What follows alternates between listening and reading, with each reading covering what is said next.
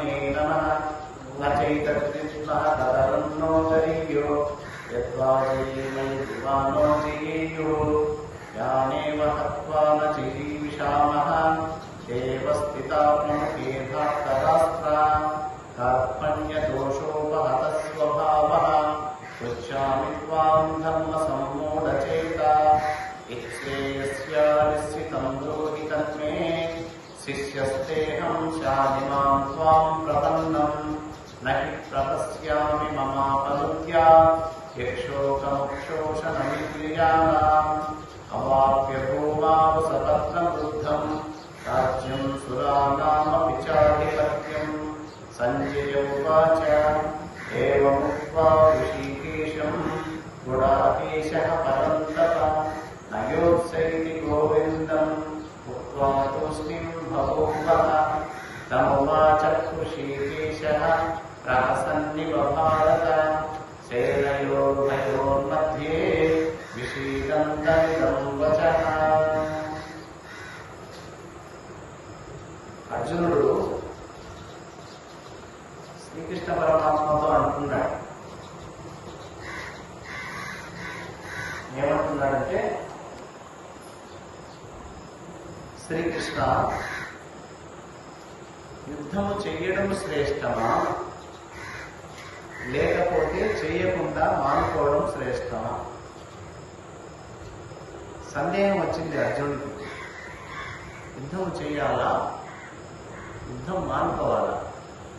యుద్ధం చేయడం శ్రేష్టమా, యుద్ధం చేయకపోవడం శ్రేష్టమా అనేది నిర్ణయించుకోలేనటువంటి స్థితిలో అర్జునుడు ఉన్నాడు. నిర్ణయం తీసుకోలేకపోతున్నాడు. ఇంకా ఏమంటున్నాడు, ఒకవేళ యుద్ధం చేస్తే మనము జయిస్తామో తెలియదు, వాళ్ళు జయిస్తారో తెలియదు, జయం ఎవరి పక్షం ఉంటుందో మనకు తెలియదు కదా. పోనీ యుద్ధం చేద్దామా అంటే ఎవరితో యుద్ధం చేయాలి? కౌరవులతోనే యుద్ధం చేయాలి. ఎవరా కౌరవులు? వాళ్ళు మన వాళ్ళే కదా. మరి వీళ్ళంతా యుద్ధరంగంలో నిలిచి ఉన్నారు, మన వాళ్ళందరూ. మరి వారిని చంపి జీవించడానికి నా మనసు ఇష్టపడడం లేదు, నేను యుద్ధం చేయడానికి నా మనసు ఉత్సాహంగా లేదు, నిర్ణయం కూడా తీసుకోలేకపోతున్నాను నేను. కృష్ణ, యుద్ధం చేయాలా వద్దా నిర్ణయించే బాధ్యత నీదే అని అప్పుడు కృష్ణునిపై భావం వేశాడు. ఎందుకు అట్లాంటి పరిస్థితి వచ్చింది అర్జునుడికి? అంతకుముందు లేదు. అంతకుముందు ఉద్యోగ పర్వంలో అందరూ ప్రయత్నం చేస్తారు రాజీ కోసం. చివరకు శ్రీకృష్ణ రాయభారం కూడా జరుగుతుంది. కానీ కౌరవులు ఎవరూ ఒప్పుకోలేదు. యుద్ధమే నిశ్చయమైపోయింది. అప్పుడున్నటువంటి ఉత్సాహం, యుద్ధం చేయాలి, గెలవాలి అనేటటువంటి ఆ ఉత్సాహం అర్జునులో తగ్గిపోయి ఇప్పుడు చివరికి ఆ స్థితికి వచ్చాడంటే నేను యుద్ధం చేయాలా మానుకోవాలా నాకేం అర్థం కావడం లేదు, నేను ఎటువంటి నిర్ణయం తీసుకోలేకపోతున్నాను కృష్ణ అని కృష్ణుడిని శరణు వేడుకుంటూ ఉన్నాడు. ఎందుకు ఇది జరిగింది ఇలాగా అంటే 7వ శ్లోకం చూడండి. కార్పణ్యదోషోపహత స్వభావః పృచ్ఛామి త్వాం ధర్మ సమ్మూఢచేతాః యచ్ఛ్రేయస్యా నిశ్చితం బ్రూహి తన్మే శిష్యస్తేహం శాధిమాం త్వాం ప్రపన్నం. కార్పణ్య దోషం. ఏం దోషం? కార్పణ్య దోషం అంటాం. ప్రతి మనిషికి కూడా దోషాలు ఉంటాయి. భూమి మీద పుట్టినటువంటి ప్రతి మనిషికి తప్పనిసరిగా దోషాలు మనల్ని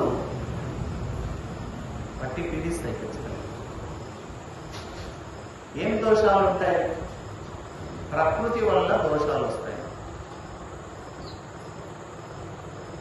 ఒకరికి విపరీతమైనటువంటి ధనం మీద ఆశ, అది దోషం. ఇంకొకరికి కామం, చూసింది ప్రతిదీ నాకే కావాలి, నాకే దక్కేయాలి అనేటటువంటి కోరిక. ఇంకొకరికి విపరీతమైనటువంటి కోపం ఉంటుంది. చిన్నదానికి పెద్దదానికి కోపడుతూ ఉంటాడు అందరిపైన. ఇది ఒక దోషం. ఈ కామము కానీ, ఈ క్రోధము కానీ, ఈ లోభము కానీ, ఈ మోహము కానీ, ఈ మదము కానీ, ఈ మాత్సర్యము కానీ, ఈ ప్రకృతి దోషాలన్నిటికీ మూలం అజ్ఞానం. జ్ఞానం లేకపోవడం అంటే గుర్తు చూడండి, ఈ దోషాలన్నీ మనకు వస్తున్నాయి అంటే మనలో అజ్ఞానం ఉంది, మనకు జ్ఞానం లేదు. ఈ అర్జునుడి కూడా ఈ కృపణత్వం, ఈ దౌర్బల్యం, ఈ దోషం ఎందుకు వచ్చింది అంటే ఆయనకు కూడా కారణం అజ్ఞానం. ఎప్పుడైతే అజ్ఞానం చేత కొట్టబడ్డావో,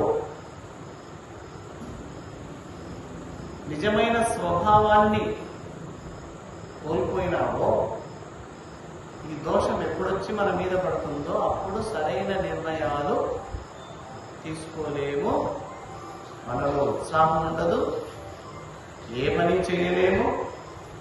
ఈ దోషమే అర్జునుడికి కూడా ఇక్కడ వచ్చింది. అర్పణ్య దోషోపహత స్వభావం. దానివల్ల ఏమైంది? ధర్మ సమ్మూఢ చేత ధర్మం చెడిపోయింది, తన స్వస్వభావం చెడిపోయింది. ఏం చేయాలో అర్థం కానటువంటి స్థితి, బుద్ధి కూడా పనిచేయదు. బాగా గమనించండి, విపరీతమైన కోపం వచ్చినప్పుడు వాడేం చేస్తాడో వాడికి తెలియదు.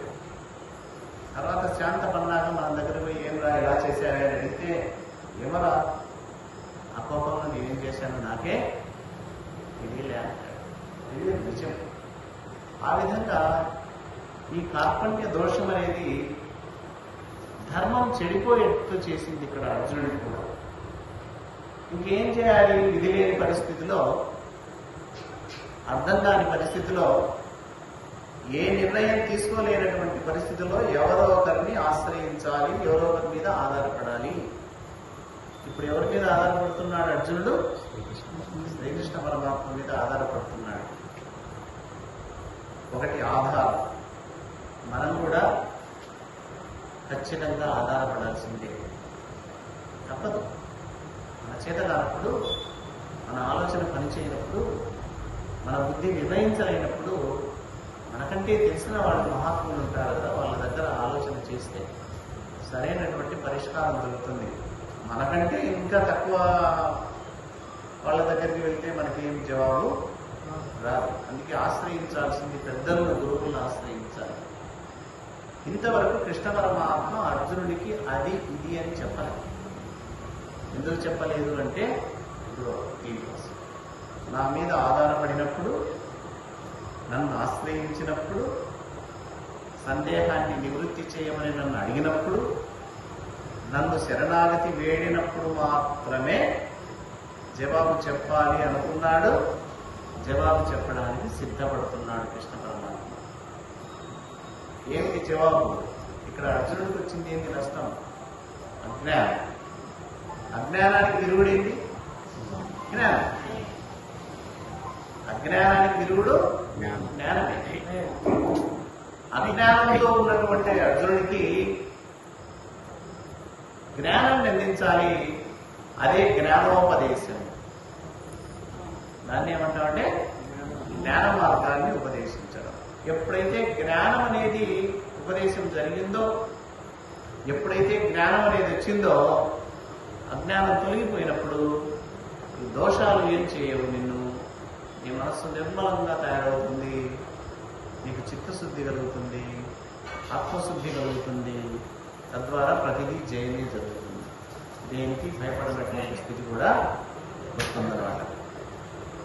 కాబట్టి ఈ శ్లోకంలో అంటున్నాడు, శిష్యస్తేహం శాదిమాం త్వాం ప్రపన్నం. నేను నీకు శిష్యుణ్ణి అన్నాడు. ఇప్పుడు మామూలుగా అర్జునుడు ఎవరు? బంధువు, స్నేహితుడు మరియు బంధువు. కానీ ఇక్కడ శిష్యస్తేహం, నేను నీకు శిష్యుణ్ణి అనే పదం ఇక్కడ ఉపయోగించాడు. అంటే కృష్ణుణ్ణి గురువుగా భావించాడు కాబట్టి, తనను శిష్యుడిగా అనుకున్నాడు కాబట్టి అర్జునుడు జ్ఞానబోధ చేయాలి, తత్వబోధ చేయాలి, అర్జునుడిలో ఉన్న అజ్ఞానాన్ని తొలగించాలి అని నిర్ణయం తీసుకున్నారట శ్రీకృష్ణ పరమాత్మ. అయితే ఇక్కడ 3 రకాల భావాలు ఉంటాయి అందరికీ. ఒకటి దేహ బుద్ధి, రెండవది జీవ బుద్ధి, మూడవది ఆత్మబుద్ధి అని.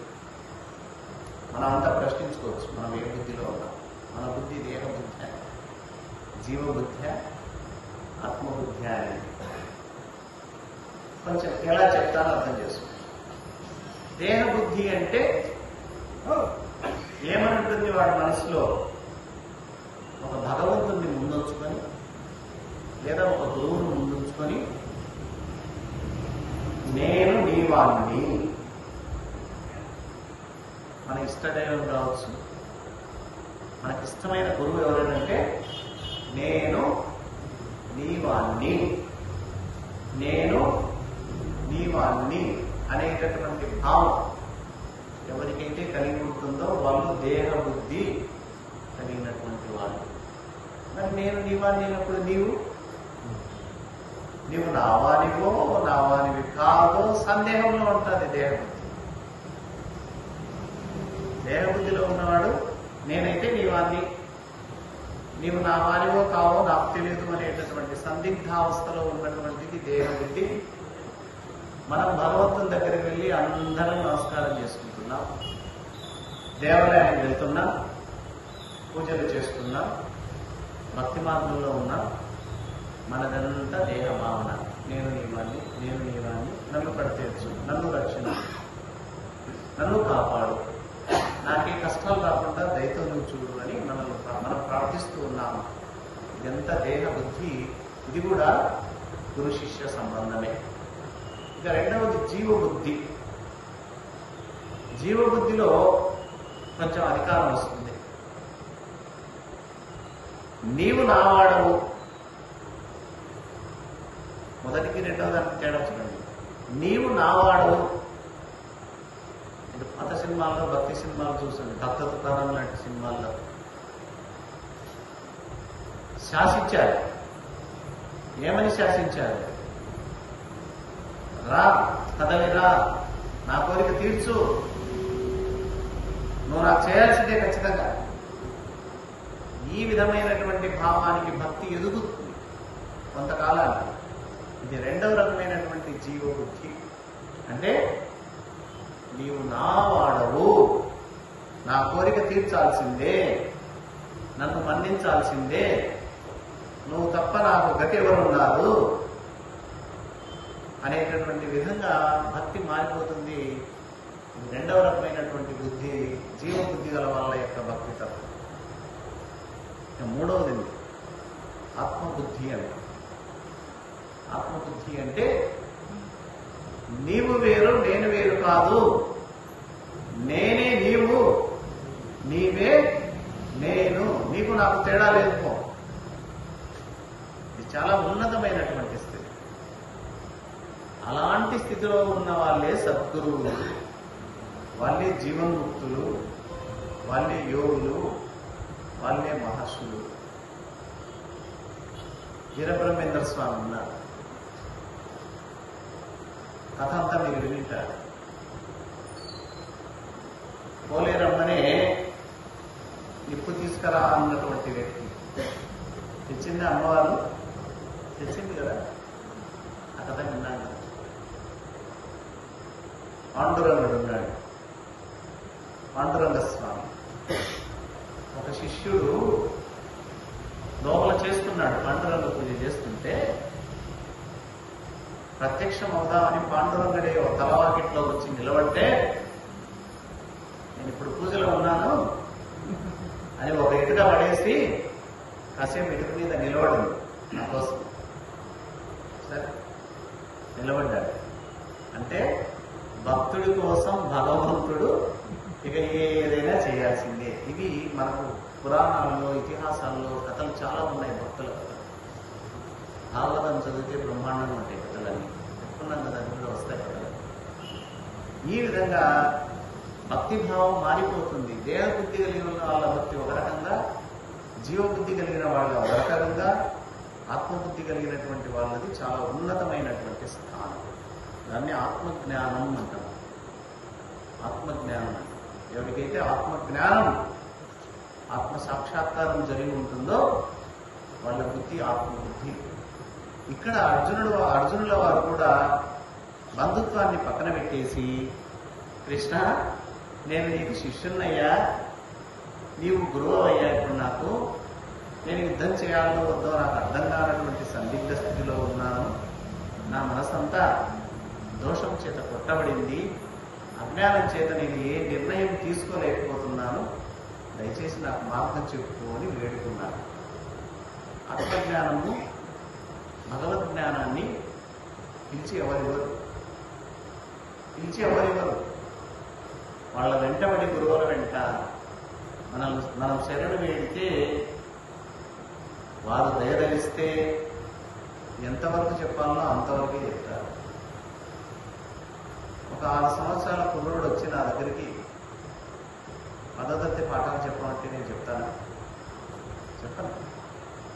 6 సంవత్సరాల పిల్లవాడికి అక్షరాలు రావు కాబట్టి అక్షరాభ్యాసం చేస్తాను. అలాగే గురువు గారు కూడా మన మానసిక స్థితిని అనుసరించి మన యొక్క యోగ్యతను బట్టి వీరికి ఎటువంటి జ్ఞానాన్ని ఇవ్వాలి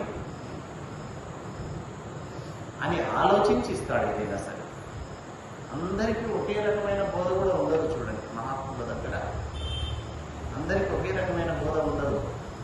ఇట్లా అందరి ముందర చెప్పేది బాగానే ఉంటుంది, కానీ ఒంటరిగా ఉన్నప్పుడు, తత్వజ్ఞానాన్ని బోధించినప్పుడు, ఆత్మజ్ఞానాన్ని బోధించినప్పుడు ఆ కథే వేరుగా ఉంటుంది, ఆ బోధ వేరే ఉంటుంది, ఆ ఉపదేశం వేరేగానే ఉంటుంది.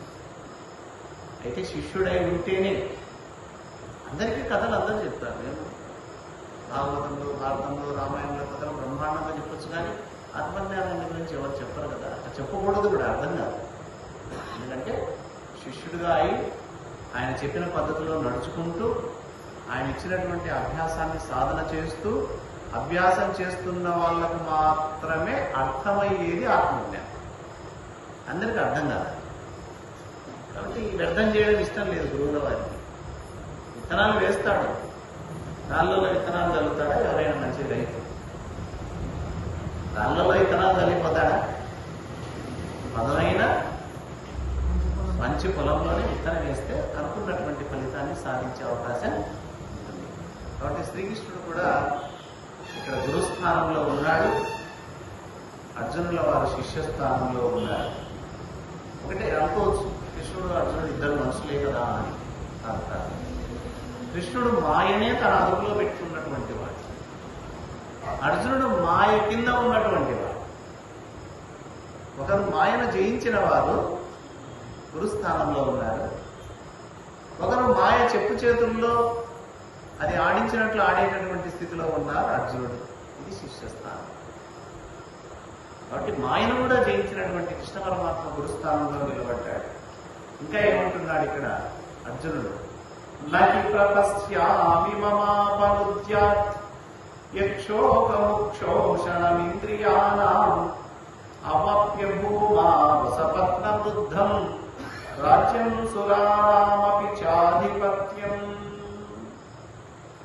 ఎప్పుడైతే ఈ కార్పణ్య దోషం వచ్చిందో అర్జునుడిలో ఉన్న ఇంద్రియాలన్నీ కూడా దహిస్తున్నాయంట. మనల్ని బాధకు గురి చేసేవి ఏంటివి అని బాగా ఆలోచించండి. ఎవరైనా సరే సంతోషంగా ఉన్నాం, కారణం ఇంద్రియాలే. దుఃఖంగా ఉన్నాం, కారణం ఇంద్రియాలే.